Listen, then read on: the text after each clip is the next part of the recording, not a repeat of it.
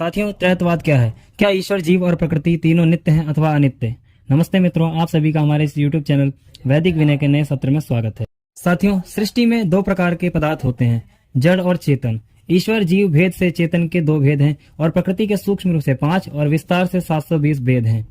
अतः ईश्वर, जीव, प्रकृति तीनों पदार्थों का सम्मिलित कार्य विश्व है, जिसकी रचना, धारण, संचालन, नियमन आदि को देकर प्रत्येक विचार तीनों पदार्थों का प्रत्यक्ष कर सकता है। जैसा कि साथियों यजुर्वेद में कहा गया है, उदित्यम देवम विश्वम दृशे केतवः उद्वहन्ति जातवेद सम सूर्यम। अर्थात हे मनुष्यों, उस पूर्वोक्त दिव्य परमेश्वर को सबको दिखाने के लिए जैसे सूर्य की किरणें सूर्य को दिखाने के लिए सबके पास पहुंच जाती हैं, वैसे सृष्टि के नियम सृष्टा को दिखाने के लिए सबके निकट प्रकाशित अर्थात ज्ञापित करते हैं। विशेष तर्क से पृथक पृथक सृष्टि नियमों को नियम पूर्वक देखकर नास्तिक भी ईश्वर को त्यागने में समर्थ नहीं होगा, जिससे जानप्रद चारों वेद प्रकाशित हुए हैं और जो सूर्यम यानी चराचर का आत्मा है। इस मंत्र में स्पष्ट रूप से जीव को ज्ञाता और ब्रह्म को जेय कथन किया है। यदि कोई जीव ब्रह्म को जानना चाहता है तो सृष्टि की नियम पूर्वक रचना, धारण और संचालन आदि से जान सकता है। सृष्टि शब्द ही रचना विस्तार का वाचक है। विश्व में एक प्रसिद्ध नियम है कि रचयिता के बिना रचना होती ही नहीं। सूर्य, चंद्र, नक्षत्र और अस्म आदि के शरीर रचना है, अर्थात विशेष संयोग से बने हैं, अतः संयोग का कर्ता चाहिए। 5 तत्वों के परमाणुओं में सूर्य आदि संसार रचे हैं, अतः जो इनका संयोग करता है वह ईश्वर है। प्राणी शरीर के अवयवों का निर्माण कोई माता पिता मनुष्य आदि नहीं कर सकता, क्योंकि कर्ता वह होता है जिसे कार्य के निर्माण का ज्ञान हो। किसी माता पिता को नेत्र, श्रोत आदि इंद्रियों के निर्माण का ज्ञान नहीं। यदि माता पिता को इनके निर्माण का ज्ञान होता तो कोई भी जन्म से अंधा एवं कुरूप न होता। शरीर की इतनी विचित्र रचना है कि इसको देखकर परम योगी भी चकित होते हैं। इसलिए वेद में कहा है, केन पाषणी आवृते कस्मान गुल्फा या उरो ग्रीवाश्चिक्यो कर्णाविमो नासिके। साथियों, अथर्ववेद का मंत्र है। अथर्ववेद के मंत्रों में देह की रचना का बड़ा विशद वर्णन है। कुछ नास्तिक दर्शन कहते हैं कि सभी रचयिता शरीरधारी होते हैं और ईश्वर निराकार है, तब उसने साकार विश्व की रचना किस प्रकार की, जबकि उसके हस्त, पाद आदि अवयव हैं ही नहीं। इसका स्पष्ट उत्तर यह है कि एक देशी जीव को शरीर की आवश्यकता इसलिए है कि कार्य उससे दूर है, और जहां पर कार्य एवं कर्ता एक ही स्थान पर होते हैं वहां पर हस्त, पाद आदि अवयवों की आवश्यकता नहीं होती।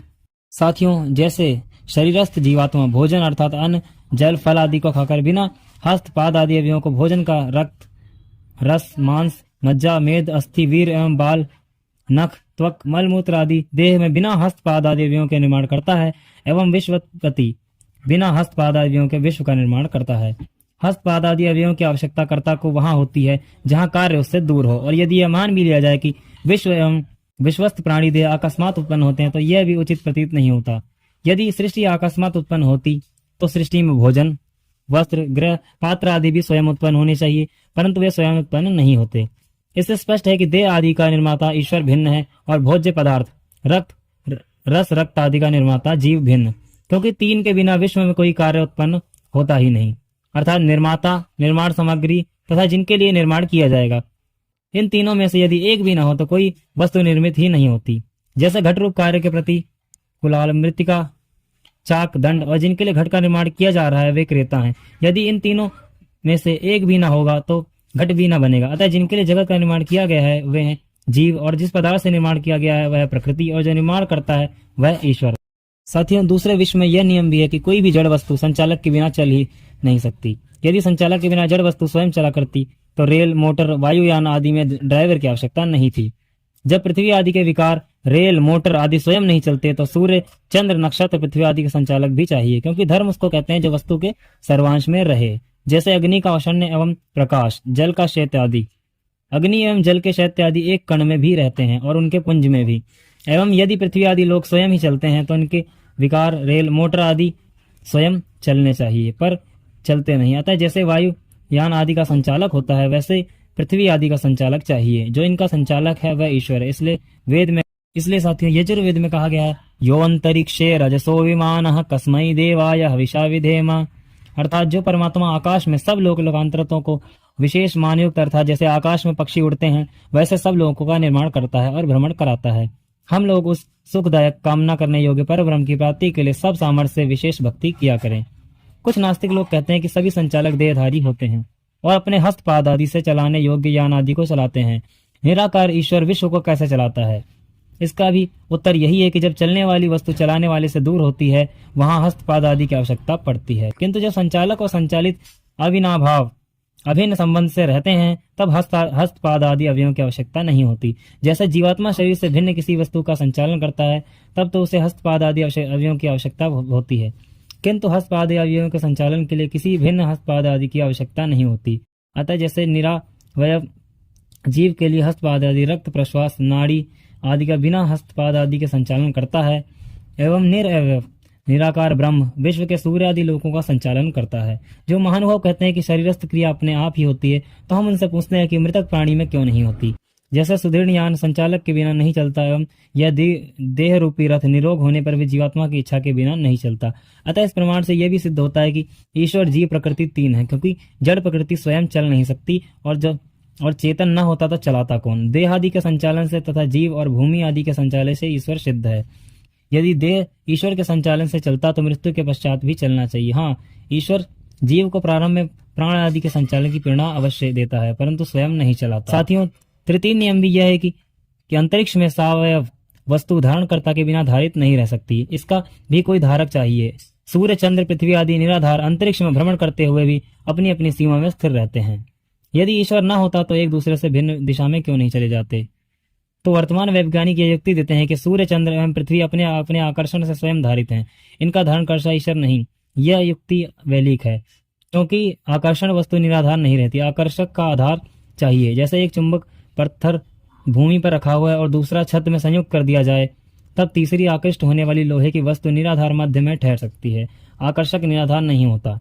पुनः सूर्य चंद्र पृथ्वी आदि तीनों ही आकर्षक निराधार कैसे ठहरे हैं। और चुंबक पत्थर भी एक बड़ा हो और एक छोटा हो तो बड़ा आकर्षक पत्थर आकृष्ट वस्तु को अपने आकर्षण से आकृष्ट करके अपने ऊपर गिरा लेगा, किंतु लाखों गुना सूक्ष्म पृथ्वी को लाखों गुना महान सूर्य अपनी ओर आकृष्ट करके अपने ऊपर क्यों नहीं गिरा लेता।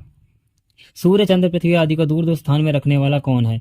जैसे दो वायुयानों को अंतरिक्ष में दूर उड़ाया जाए और उनमें आकर्षक चुंबक पत्थर रखे जाएं तो दोनों आपस में ही टकरा जाएंगे। पुनः पृथ्वी आदि आकर्षक होते हुए क्यों नहीं टकराते। जो सज्जन यह कहते हैं कि निराकार धारक नहीं हो सकता, उनको साथियों अपनी बुद्धि पर बल देकर विचारना चाहिए कि जैसे निराकार जीवात्मा अपने शरीर को धारण करके दौड़ाता उछालता कुदाता है एवं निराकार ब्रह्म सारे विश्व को संचालित करता हुआ धारण करता है। जैसे जीवात्मा के रहते हुए यह देह स्थिर रहता है, ऐसे विश्ववती के रहने से यह विश्व दृढ़ रहता है। अन्यथा पृथ्वी के कण कण में व्याप्त वारी के प्रवाह से पृथ्वी प्रवाहित क्यों न हो जाए। चलने वाली वस्तु दृढ़ वासी होने पर भी शिथिल हो जाती है, परंतु इन पृथ्वी आदि लोकों के टुकड़े क्यों नहीं हुए, जबकि ये लाखों वर्षों से चल रहे हैं। और पृथ्वी से 3 गुना जल अधिक होने पर यह पृथ्वी जल में क्यों नहीं डूब जाती। इसे किसने ऊपर उठाया हुआ है। साथियों, यजुर्वेद में कहा गया है सदाधार पृथ्वीम द्यामुते माम, अर्थात वह परमात्मा इस भूमि और सूर्य आदि को धारण कर रहा है। चतुर्थ नियम भी यह है कि नियामक के बिना कोई जड़ वस्तु नियम में नहीं रह सकती। साथियों, जैसे निराकार जीवात्मा इस शरीर के अंदर रहता हुआ शारीरिक क्रियाओं को नियम पूर्वक करता है, वैसे ही ब्रह्मांड में रहता हुआ विश्व को नियम में रखता है। यदि ईश्वर नहीं तो ऋतुओं का नियम पूर्वक आना, अग्नि की उष्णता, जल की शीतलता तथा मनुष्य आदि प्राणियों की बाल युवा वृद्ध आदि अवस्थाएं नियम पूर्वक क्यों हैं। सभी प्राणी बालक उत्पन्न होते हैं, युवा एवं वृद्ध हो जाते हैं, किंतु मनुष्य की बनाई वस्तुओं में यह नियम पूरकत्व क्यों नहीं। कोई भी प्राणी वृद्ध होना नहीं चाहता, पुनः क्यों वृद्ध हो जाते हैं और मर जाते हैं।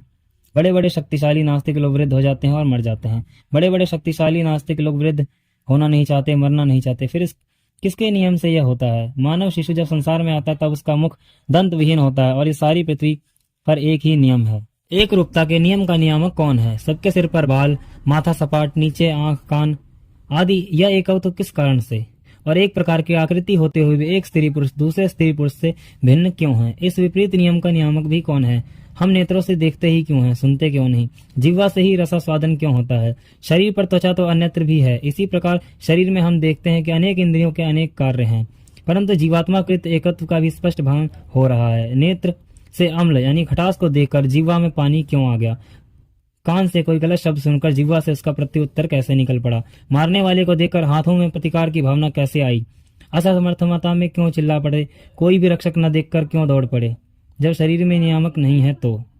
वेद में सर्वत्र त्रैतवाद के पोषक मंत्र हैं यथा स नो बंधुर्जनिता त्वम ही न पिता, इन दोनों मंत्रों से जीव और ब्रह्म का संबंध दर्शाया है।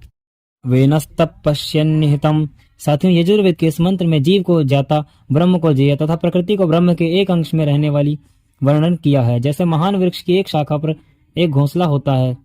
प्रातद्वोचेदमृतम नु विद्वान, साथियों इस मंत्र में जीव को अविनाशी ब्रह्म का उपदेष्टा बताया गया है। ईशावास्यमिदम सर्वम, इस मंत्र में भी तीनों तत्वों का विशद वर्णन है।